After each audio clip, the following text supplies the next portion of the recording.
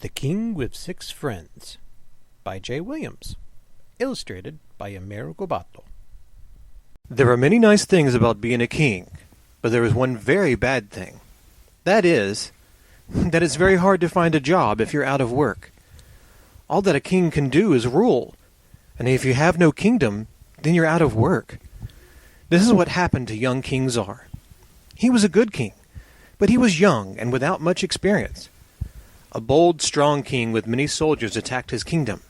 When the battle had ended, the strong king had won, and young Czar found himself with no country, with no palace, or house, or hut.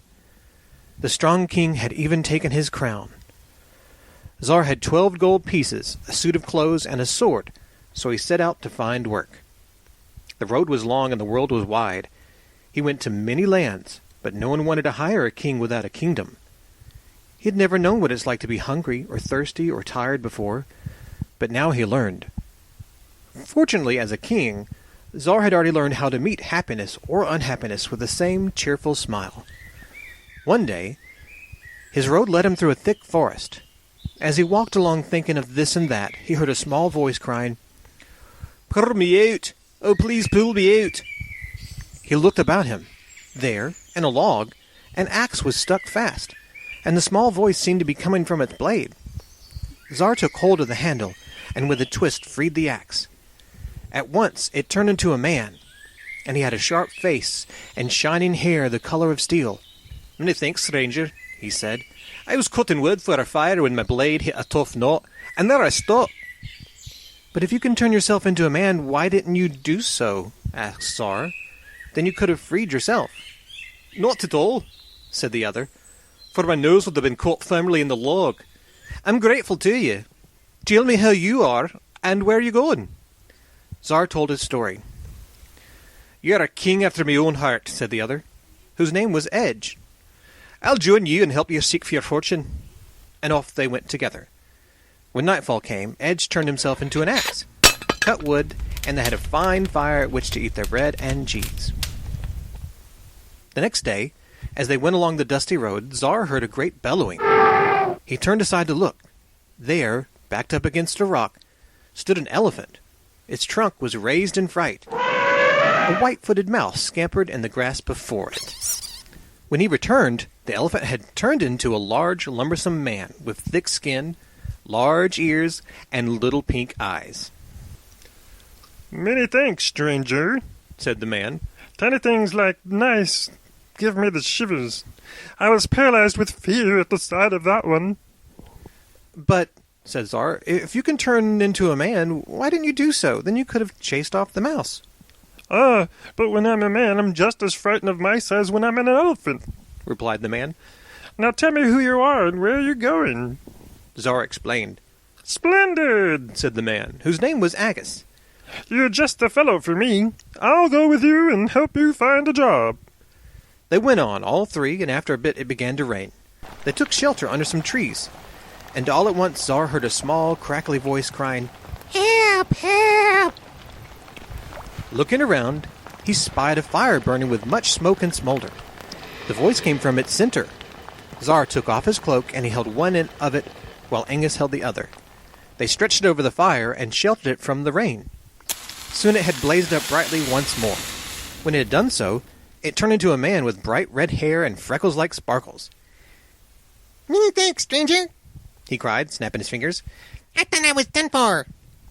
"But if you can turn yourself into a man," said Czar, "why did you not do so?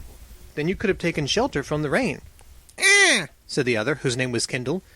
"but the rain came suddenly and weakened me, so I had no strength left. Now tell me who you are and where are you going?" When he had heard Czar's story, he cried, "Good! I will join you and your companions, for it is sad to travel without friends in the world." They all four marched on together, and now they never lacked for warmth or a cooking fire. One evening, as they were making their camp, Czar heard a hissing like that of 100 tea kettles boiling. He went to look, and his friends came with him. They found a huge black serpent with its tail tied in a knot. It writhed helplessly, trying to untangle itself. Czar stepped forward, although Edge said, "Leave it alone. If you get too close, it may swallow you or crush you up in its coils." But Tsar had a soft heart. He bent over the serpent, and with all of his strength untied the knot. At once the serpent turned into a man, tall, slender, and with a dark and shining skin. "Many thanks, stranger," he said in a soft voice. "I tried that knot in my tail out of pride to see if I could be done, and then I could not undo it." "But if you can turn yourself into a man," said Tsar, "why didn't you do so? Then you could have untied yourself." "Do you think so?" smiled the other, whose name was Eric's. "Can you imagine what it would be like to have your legs tied into a knot? But come, tell me who you are and where are you going?" Tsar did so. "Excellence," said Eric's. "I've been looking for someone to travel with, for the road has been long and lonely." Then they all went on together in great friendship. Before long they came to the top of a high hill. There among small trees stood a taller, mightier one. As they rested beneath it, looking at the valley below, a sighing voice came from the tree. "Alas," it said, "O glum and wearisome low." Tsar stood close to its bark. "Is there someone in trouble?" he asked. "Look up in my branches," said the voice. "Do you see these nests? There are 4 of them, and they're filled with baby birds which cry and scream all day and night so that I never, ever get any rest. If only I could be free of them." Tsar climbed the tree. Carefully he lifted down the 4 nests. With the help of his companions he placed the nests in 4 smaller trees, while the parent birds flew anxiously about to make certain all was well. When this was done, the tree turned into a dignified-looking man, whose hair and beard were as shaggy as moss. "Many thanks, stranger," he said in a slow, deep voice. "You cannot know what a relief it is to be rid of those nosy birds." "But," said Tsar, "if you can turn yourself into a man, why didn't you do so? Then you could have disposed of the nests yourself." "Not so," replied the other, whose name was Furs. "For the instant I became a man, the nests would have fallen and the young birds would have been killed, and I'm much too kind to let such a thing happen. But tell me who you are and where are you going?" Tsar obliged. "Well, that's good," says Furs. "You seem to me to be a fine sort of man, king or no king. I'll go with you and help you find your fortune. For if 2 heads are better than 1, 6 are even better yet." They all took the road down the hill and into the broad valley. At the edge of a wood they paused, for they heard a loud and angry humming mixed with snarls. "It sounds," said Angus, "like trouble. Let us take another road." For in spite of his size, he was rather timid. But Tsar strode forward to see what was happening. He found that a brown bear was breaking its way into a honey tree. A swarm of bees buzzed about it, but the long, thick fur of the bear protected it from its stings. Zoo drew his sword and ran at the bear. For a moment, it stood up to fight. But when it had been pricked once or twice by the sharp sword, it turned tail and scrambled away. At once, the swarm of bees turned into a small, fat man, with a beard the color of honey. Instead of a sting, he wore a long sword at his side. "Many thanks, stranger," he said. "I feared I was about to lose all the honey I had saved for my own dinner." "But if you can turn yourself into a man," said Tsar, "why didn't you do so? You could have driven off the bear with your own sword." The other, whose name was Dumble, scratched his head. He was, in fact, not very bright. "I never thought of that," he said. "But tell me who you are and where are you going?" When Tsar had done so, Dumble said, "Huzzah! I will go along with you, and when you have found your fortune you can build me a hive so there'll be no bears." So away they went, all 7, and now they had plenty of honey to spread on their bread, and the way was made easy with their joking and storytelling. There they came at length to a fine city with towers and banners, and a beautiful palace lining the banks of a busy river. They went into an inn, and bought wine and bread and cheese, and had their lunch, sitting at a bench in the sun and looking at the river. Tsar said to the pretty girl who served them, "Does this land have a king?" "Oh, yes," she answered. "and he's not a bad one either. But he's having a certain amount of trouble these days, for he's only one child, a daughter, and he cannot find a husband for her." "Is she so ugly?" the Tsar asked. "Ugly? No, she's as lovely as a spring morning after a hard winter. She is so fair that flowers close enviously at the sight of her." "Then why can't she find a husband?" "Because," said the girl, "her father has but one fault. He's terribly proud." He's sworn that his daughter shall marry none but a king, and unfortunately all the kings hereabouts are married already. Ah, said Tsar. Then perhaps he's in luck. And so am I. He paid the girl and gave her a kiss of thanks. Then he and his 6 friends went up to the palace. There, they were brought before the king, whose name was Invictus the 15th, the ever-glorious. He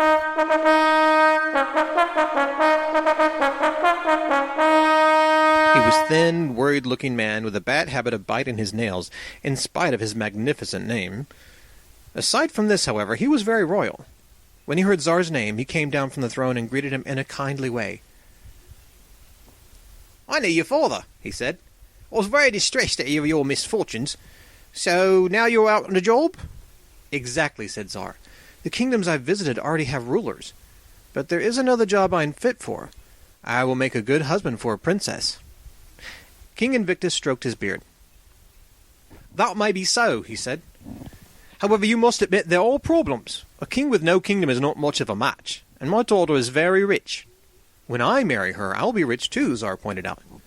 There's some certainty, some truth to that, admitted King Invictus. But I think you will agree that in this case we must use the old-fashioned method to find out whether you are worthy. I intend to set you 3 tests. If you pass them, you may marry my daughter. Tsar nodded thoughtfully. First, said he, let me see your daughter. King Invictus sent a servant to fetch her. In a few moments she entered the room. When she came in, it was as though hundreds of birds began to sing, or as if the sun had burst through clouds. Tsar was dazzled, and behind him Duma was so overcome that he fainted dead away, and Eryx had to fan him with his hat. As for the princess, she looked straight at Tsar, and her eyes lighted like stars. Very well, Tsar stammered, turning to King Invictus. I accept the test. Let them begin at once. I ask only one thing. Ask away, said King Invictus. No king does everything for himself, as you know, Tsar said. We all have counselors, generals, ministers, and servants to help us, so you must allow me to call upon my 6 friends to aid me in the test. King Invictus nodded. I agree, he said. But remember that if you fail any of them, you and your 6 companions will lose their heads. Tsar and his companions were led by the king's steward into a large chamber. It had 7 walls and 7 windows. Under each window was a long table, and each table was heaped high with food. Next to each table was a huge vat containing 7 gallons of wine. This, said the steward, is the first feat for a king. It is King Invictus's wish that you should eat and drink anything in this here room. All must be gone in the space of 1 hour, and nothing must be left. For no one may turn away unsatisfied from the dinner of a king. He left them, and for a while Tsar stared at all the food and drink and rubbed his chin. I'm sure we're all hungry, he said. But there's enough food here for a town full of people. Perhaps, said Furs in a sober way, we ought to climb out the windows and escape. There's 1 window for each of us. Tsar shook his head. He turned to Kindle. Become a fire, he said. At once, Kindle turned into flames.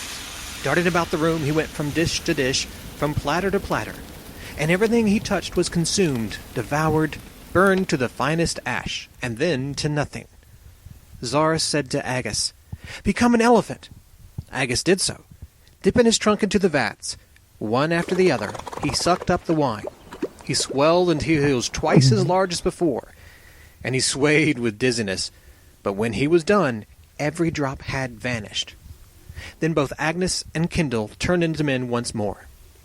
At the end of an hour, the steward returned, his eyes opened wide at the empty plates and the empty vats. All he said, however, was, Follow me. He led them out of the castle, out of the city, and high into the hills. The land grew barren and wild, and a bitter wind blew over the rocks.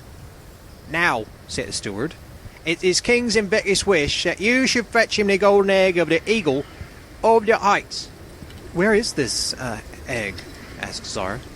The steward pointed ahead. Continue on this path, he said, and you'll come to a gap in the earth. On the other side there's a cliff, and on the top of that cliff is a casket. The egg is in the casket. When you have it, bring it back to the castle. As for me, if you excuse me, I'm feeling the chill. He bowed and went home to make himself a hot drink. It all sounds easy enough, said Eryx. The 7 friends followed the path. It wound higher, and at last ended at the brink of a wide and deep gap. It was too wide to jump, and far below were sharp rocks like the teeth in a wolf's mouth. Well, said Kendall briskly, all we need is plenty of wood, saw, hammers, and nails, and we can build a bridge. A bridge we shall have, said Tsar, but we will not need to build it. And turning to Eryx, he said, become a serpent. At once, Eryx turned into a huge serpent, coiling the tip of his tail several times around a rock, and he drew back his great body and then shot himself forward across the gap. He seized a gnarled tree on the other side with his teeth and held tight. One by one the others ran across his body as on a narrow bridge. Wait here, said Tsar, for I hope we shall come back again. Before them there rose a huge cliff. It was like the straight wall of a house and as smooth as glass. It was not very high, but it had no need to be, for there was no way to climb it. Tsar said to Furs, become a tree. Furs set his long feet firmly on the ground next to the cliff. He changed shape, and there stood a tall tree, its branches making a ladder up the face of the cliff. Swiftly, Tsar climbed it. At the top of the cliff, he found a little chest. Snatching it up, he climbed down again. Furs became a man once more. Tsar examined the chest, but it seemed to be all one piece. There was no lid, no handle, no keyhole, and no key. He said to Edge, become an axe. At once, Edge was a gleaming axe. He leaped into the air and fell with a smash upon the chest. It burst open, and from it rolled a shiny golden egg. Tsar took the egg safely away in his pocket. Then he and the others crossed the gap again over Eryx. Eryx drew himself slowly back, coil upon coil, until he rejoined them, and then he became a man. He rubbed his ribs and groaned. Some of you have heavy boots, he complained. They returned to the city. They entered the throne room of the palace, and Tsar laid the golden egg in the hands of King Invictus. Good, said the king. There is but one more thing. You were driven from your kingdom, my boy. Now you must show me that you have learned to defend yourself. He clapped his hands. From the side of the room sprang soldiers, each with fierce mustaches, each bearing a huge two-handed sword. They advanced on Tsar and his friends. Dumble, said Tsar, become a swarm of bees. And in the wink of an eye, Dumble vanished in his place. Rose a dark, angry cloud of bees. They flew straight at the soldiers' faces, and from the soldiers came yells of anguish and sorrow and despair. Help us, help us. Turning, they fled away, some of them jumping from the windows. Others hiding in the cellars, and others diving into the royal fish pond. Psh! The battle was over. When Dumble had taken the man's shape again, King Invictus the 15th, the ever-glorious,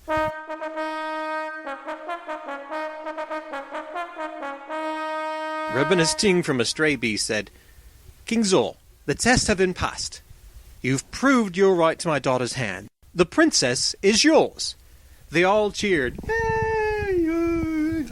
Nobles and ladies filled the throne room and hailed young Tsar, who would someday be their king. The princess was brought, and she and Tsar kissed each other as the sound of all the bells in the city filled the air. A great banquet was held, and in the places of honor, beside the 2 kings and the princess, sat Tsar's 6 companions, now made lords of the land. It's just one thing about the old story which I don't understand, said the king's steward, who was sitting at the table next to Agus. Each of you 06 had something you could do best. But it seems to me that you who passed the test, not Tsar, what he do? Agus smiled an elephant smile, his small eyes twinkling. He did what only a good king can do, he replied. He led us. The end.